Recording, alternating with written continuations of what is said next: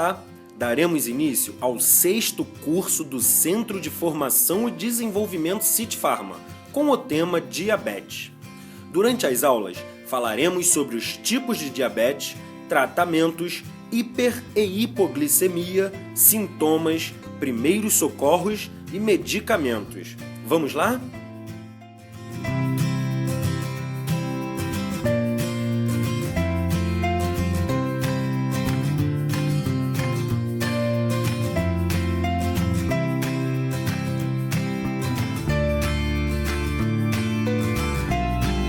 De acordo com a Federação Internacional de Diabetes, o diabetes acomete mais de 250 milhões de pessoas no mundo, e se nenhuma providência for tomada, calcula-se que esse número alcance os 380 milhões até 2025. Dizer que uma pessoa tem diabetes é o mesmo que dizer que ela tem uma quantidade de açúcar no sangue acima do que seria normalmente esperado.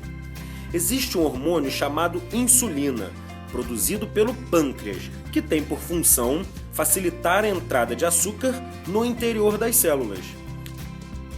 O diabetes é uma síndrome metabólica de origem múltipla, decorrente da falta de insulina ou da incapacidade de a insulina exercer adequadamente seus efeitos, causando um aumento de açúcar no sangue.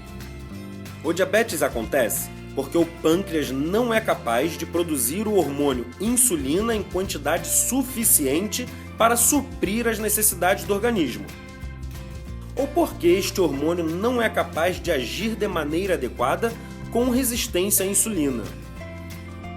A insulina promove a redução da glicemia ao permitir que o açúcar que está presente no sangue possa penetrar dentro das células para ser utilizado como fonte de energia. Portanto, se houver falta desse hormônio, ou mesmo se ele não agir corretamente, haverá aumento de glicose no sangue e, consequentemente, o diabetes. Sobre os tipos de diabetes, temos tipo 1, diabetes insulino dependente.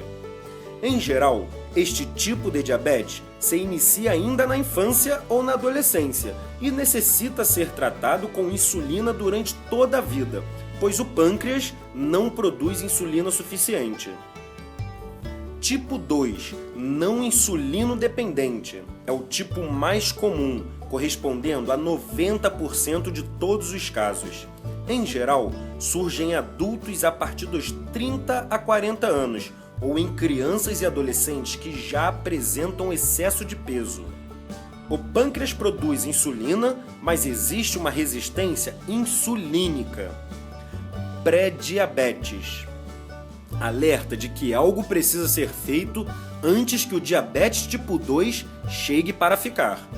Em geral, surge quando as células começam a apresentar dificuldades para absorver a glicose do sangue, mesmo quando o pâncreas ainda produz boas quantidades de insulina. Diabetes gestacional. Aparece durante a gravidez e costuma desaparecer após o parto.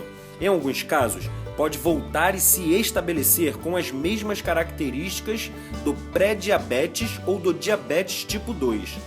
Atinge 7% das mulheres até o final da gravidez. Alguns hormônios produzidos pela placenta atrapalham o trabalho da insulina.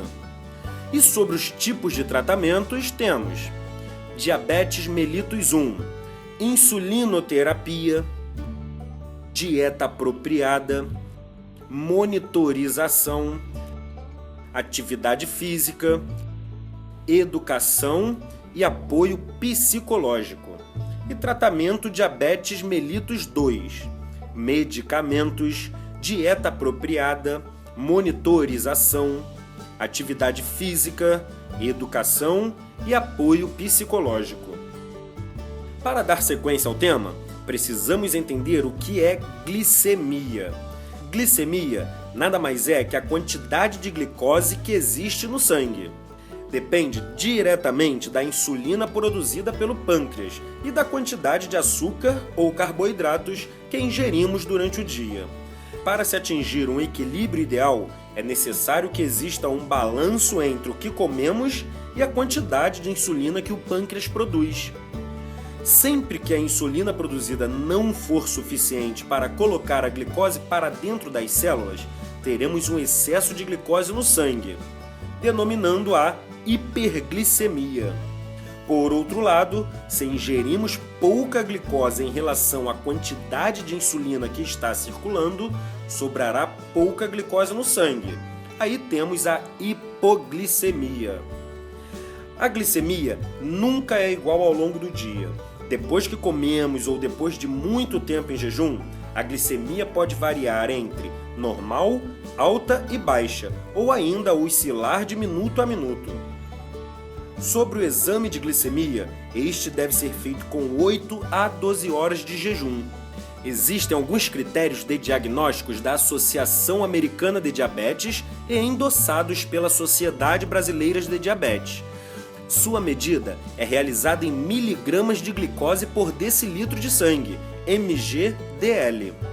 A glicemia é considerada normal se, em jejum, ela estiver entre 70 e 99 mg/dl e inferior a 140 mg/dl 2 horas após uma sobrecarga de glicose.